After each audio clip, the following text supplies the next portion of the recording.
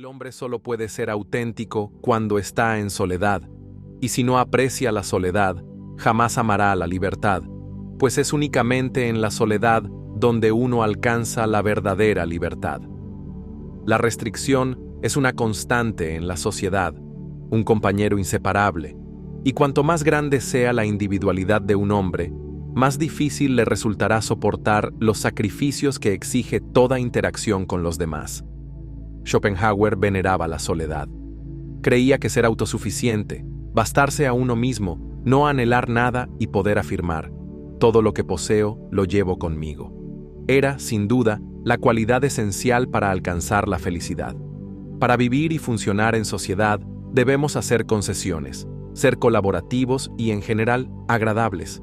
Sobre todo, debemos ser capaces de relacionarnos con el hombre común. Las conversaciones inteligentes, ya sean serias o humorísticas, solo son apropiadas para círculos intelectuales. Sin embargo, estas discusiones son despreciadas por la gente común, a quienes hay que complacer adoptando una personalidad ordinaria, sin rasgos destacables. Esto implica un acto severo de renuncia a uno mismo, y es que, por lo general, debemos sacrificar nuestra esencia para adaptarnos a los demás. Para el individuo inteligente, y especialmente para el genio, esto representa una carga pesada. El genio lucha por relacionarse con el hombre común y, inevitablemente, se siente solo. Por ello, lo más sabio es aprender a disfrutar de la soledad. Pero, ¿por qué las conversaciones en sociedad, e incluso la sociedad misma, son tan superficiales? La respuesta de Schopenhauer es elitista. Él considera que la mayoría de las personas son intelectualmente simples, y es precisamente por su mediocridad que se sienten impulsadas a interactuar con otros. Afirma que el individuo promedio no es autosuficiente, sino que necesita a los demás para sentirse completo. En cambio, la mente inteligente puede sostenerse por sí misma y no requiere distracciones ni actividades banales. Pero para el común de la gente, estas actividades vacías se vuelven necesarias. Muchas veces, es el vacío interior lo que los lleva a buscar la compañía de otros. Su mente carece de flexibilidad, no tiene movimiento propio.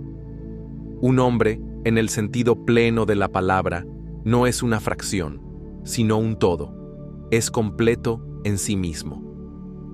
No obstante, Schopenhauer también señala que la necesidad de soledad está directamente ligada a nuestra edad. Cuanto más joven se es, más se necesita socializar, y esto se debe a que la mente aún no está plenamente desarrollada. Cuanto más jóvenes somos, más nos parecemos a los demás y más fácil resulta relacionarnos con ellos.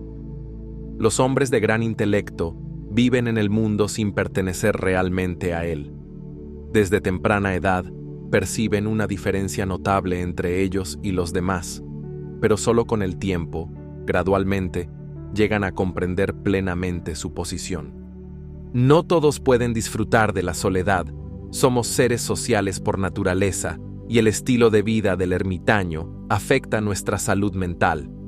Schopenhauer advierte: cuando encuentres que la sociedad humana es desagradable y te sientas justificado al refugiarte en la soledad, ten en cuenta que podrías no soportar la depresión que esto conlleva por mucho tiempo, especialmente si eres joven. Te aconsejo, entonces, que adoptes el hábito de llevar algo de tu soledad contigo, incluso en sociedad, para aprender a estar solo en cierta medida, incluso rodeado de otros. El objetivo es transitar por la sociedad sin volverse parte de ella, observando a nuestros semejantes con precisión, como un biólogo estudia a los animales. La sociedad, en este sentido, es como el fuego. El sabio se calienta a una distancia prudente. No se acerca demasiado como el necio, que al quemarse huye y tiembla en soledad, quejándose ruidosamente de que el fuego quema. Para vivir solo, uno debe ser una bestia o un dios, decía Aristóteles. Muchas de las figuras más destacadas de la historia alcanzaron su grandeza gracias a largos periodos de soledad. Los 40 días y noches que Jesús pasó luchando en el desierto lo llevaron a alturas espirituales. Buda alcanzó la iluminación después de años meditando en la quietud de la selva, enfrentándose a sus demonios internos y alcanzando una profunda comprensión espiritual. Antes de entender la libertad que ofrece la soledad, debemos reflexionar sobre las limitaciones que imponen los compromisos sociales. Amigos, familia y parejas son elementos importantes en una vida plena, pero también forman parte de lo que Philip K. Dick llamó estructuras de demandas. Además, el estado emocional de los demás condiciona nuestra experiencia. Cuando otros están alegres, nos elevan, pero un mal humor a menudo nos deprime. En cualquier caso, nuestro estado emocional no es autónomo, sino que depende de quienes nos rodean. Incluso los desconocidos restringen nuestra experiencia. El filósofo Jean-Paul Sartre nos invita a imaginar que estamos solos en un parque. Disfrutamos de los árboles, el sol y los pájaros. Estos elementos existen solo para nosotros. Pero, de repente, alguien se sienta en un banco frente a nosotros. En ese instante, nos damos cuenta de que ahora somos un objeto en la conciencia de otro, y esto interrumpe nuestra conexión idílica con el entorno. De inmediato, nos volvemos más conscientes de nosotros mismos y menos libres, menos capaces de simplemente ser. Esto es lo que Sartre quiso decir con la frase: el infierno son los otros. Todos estos obstáculos desaparecen en la soledad. La soledad se define por la ausencia de restricciones y una libertad inalcanzable en el compromiso social. En la soledad, somos libres de disfrutar de nuestro entorno sin la molesta conciencia de ser observados. Somos libres de hacer lo que queramos, cuando queramos. Al abrirnos a todo el espectro de nuestras emociones, pensamientos, deseos e imágenes internas, conectamos con partes de nuestro ser que ocultamos bajo las máscaras sociales que usamos en compañía de otros. Pero en la soledad, podemos quitarnos esas máscaras, ya que no hay nadie a quien impresionar o responder, excepto la voz de nuestra conciencia. O, como expresó el filósofo estadounidense Thomas Merton en su obra La vida silenciosa: no todos están llamados a ser ermitaños, pero todos necesitan suficiente silencio y soledad en sus vidas para permitir que la voz profunda de su verdadero yo se escuche, al menos ocasionalmente. Cuando esa voz no se escucha, la vida se vuelve miserable y agotadora. Si el hombre está constantemente exiliado de su propio hogar, alejado de su soledad espiritual, deja de ser una persona auténtica, ya no vive como hombre. Sin embargo, las voces que escuchamos en la soledad no siempre son reconfortantes. A veces, sintonizar con uno mismo implica revivir traumas pasados y enfrentar emociones dolorosas, miedos y ansiedades que hemos estado evitando al refugiarnos en las distracciones de la sociedad. Este estado de introspección puede implicar sentir con intensidad abrumadora conflictos, rabia, intuiciones de mortalidad y otros sentimientos que hemos intentado negar. Anhelos, celos, dependencias y distanciamientos pueden vivirse de manera segura cuando las personas que podrían ser afectadas por estos sentimientos están ausentes. Aunque los conflictos y emociones que surgen en la soledad pueden causar dolor, su aparición nos brinda la oportunidad de enfrentarlos conscientemente.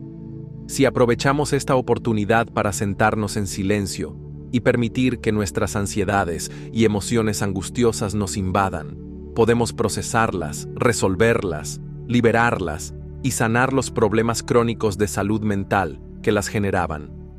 Como observó Albert Camus, cuando un hombre ha aprendido, no en teoría sino en la práctica, a quedarse solo con su sufrimiento, a superar su deseo de huir, entonces tiene poco más que aprender. Este poder curativo de la soledad no es una exageración.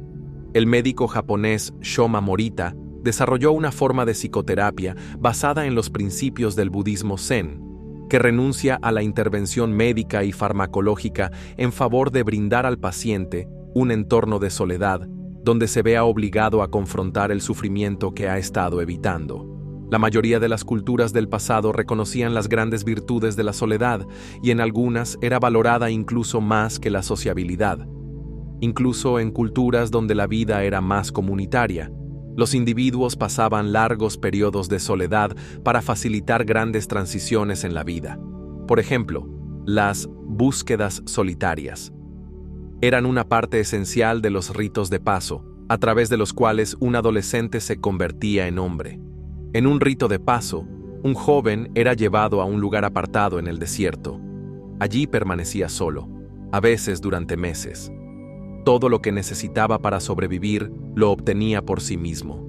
Cazaba, recolectaba, se protegía de los depredadores y enfrentaba sus miedos a lo desconocido y a la oscuridad. Pasaba por un proceso de introspección. Confrontaba y superaba sus ansiedades y dependencias, transformando su mente de un enemigo indómito en un aliado confiable. Solo aquellos que completaban esta búsqueda solitaria eran considerados por la comunidad como hombres verdaderos. Las búsquedas solitarias, sancionadas culturalmente, han sido comunes en todas las sociedades a lo largo de la historia, excepto en la nuestra. Esto refleja la profunda aversión de nuestra sociedad hacia la soledad. En lugar de ser vista como un regalo valioso, muchas personas la consideran algo que debe soportarse entre compromisos sociales o relaciones, o peor aún, algo que debe evitarse.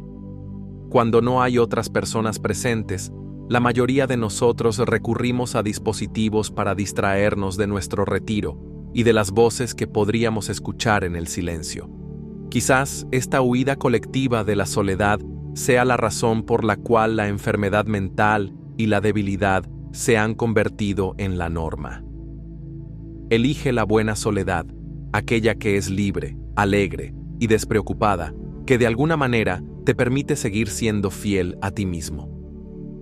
La vida de Nietzsche, por ejemplo, estuvo marcada por la soledad. Sus últimos años los pasó casi en completo aislamiento. A los 24 años, se le ofreció ser profesor de filología clásica antes de completar su doctorado o obtener un certificado de enseñanza. En la Universidad de Basilea, enseñó desde 1869 hasta 1878. Su salud se deterioró y se vio obligado a abandonar su cátedra. Además, sentía que la vida académica limitaba su pensamiento creativo. Se retiró con una pensión modesta de 3.000 francos suizos, 2/3 de su salario anual. Esta pensión, otorgada inicialmente por 6 años, se extendió hasta 1889, el año de su colapso mental, y fue su principal fuente de ingresos durante sus últimos años productivos, de 1879 a 1888. Durante su etapa como filósofo independiente, se sumergió en su trabajo creativo a pesar de sus persistentes problemas de salud.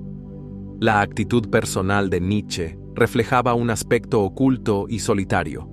Carl Jung escribió al respecto: «Me retenía un miedo secreto a ser como él, al menos en lo que respecta al secreto que lo había apartado de su entorno. Tal vez, quién sabe, había tenido experiencias interiores, percepciones que había expresado de manera desafortunada, y descubrió que nadie lo entendía». Sigmund Freud, en una rara muestra de admiración, señaló: «Nietzsche tenía un conocimiento más profundo de sí mismo que cualquier otro hombre que haya vivido o que pueda vivir». Nietzsche viajaba con frecuencia en busca de climas más favorables para su salud y vivió en varias ciudades como autor independiente. Pasaba los veranos en la frescura de Suiza y los inviernos en las cálidas ciudades italianas de Génova y Turín, así como en la ciudad francesa de Niza.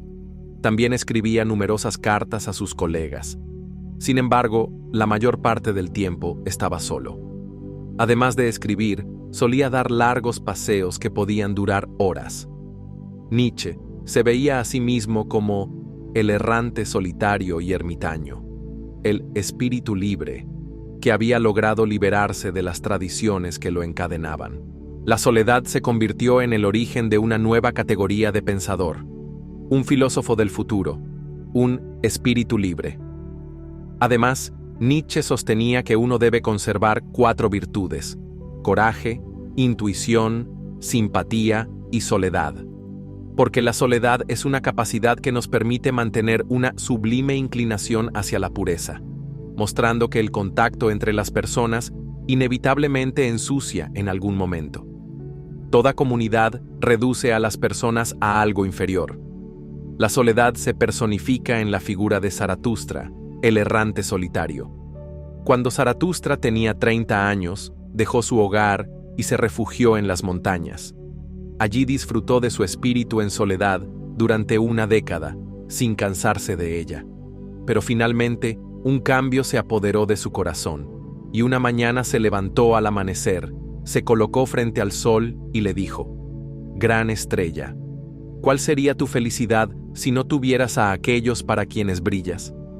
Durante 10 años has ascendido a mi cueva. Te habrías cansado de tu luz y de tu viaje si no fuera por mí, por mi águila y por mi serpiente. Pero nosotros te esperábamos cada mañana, tomábamos tu abundancia y te bendecíamos por ello. He aquí, estoy cansado de mi sabiduría, como una abeja que ha recolectado demasiada miel. Necesito manos extendidas para recibirla. Daría y distribuiría hasta que los sabios entre los hombres vuelvan a encontrar alegría en su locura y los pobres en su riqueza. Para eso debo descender a las profundidades, como tú lo haces al atardecer, cuando te sumerges en el mar y llevas luz al inframundo. Tú, estrella sobrecargada. Como tú, debo descender. Descender, como dice el hombre, a quien deseo seguir. Entonces bendíceme. Bendice la copa que quiere desbordarse, para que el agua fluya dorada y lleve por doquier el reflejo de tu alegría. He aquí. Esta copa quiere vaciarse de nuevo, y Zaratustra quiere volver a ser hombre. Así comenzó el descenso de Zaratustra. Su soledad fue extremadamente fructífera, pero llegó un momento en que se cansó de su sabiduría. La soledad, por tanto, parece ser algo temporal. Zaratustra deseaba compartir sus enseñanzas, y así comenzó su descenso hacia la humanidad. Sin embargo, a pesar de sus esfuerzos, no logró enseñar a la gente. De hecho, se sentía más aislado entre las personas que en su propia compañía, como una oveja negra. A pesar de las apariencias, el hombre mediocre está aislado de sí mismo y, gradualmente, corroído por una colectividad sin rostro que termina sofocando su individualidad. Nietzsche mismo era profundamente consciente de su aislamiento psicológico. En uno de los borradores de su última obra, Ecce Homo, escribió: «Soy la soledad hecha hombre». Consideraba que sus contemporáneos simplemente repetían la cultura y la sociedad en sus ideas, escritos y vida diaria, porque carecían de la voluntad de profundizar en su propio ser y extraer significado e ideas de un examen exhaustivo de sí mismos, algo que solo se logra cultivando la soledad.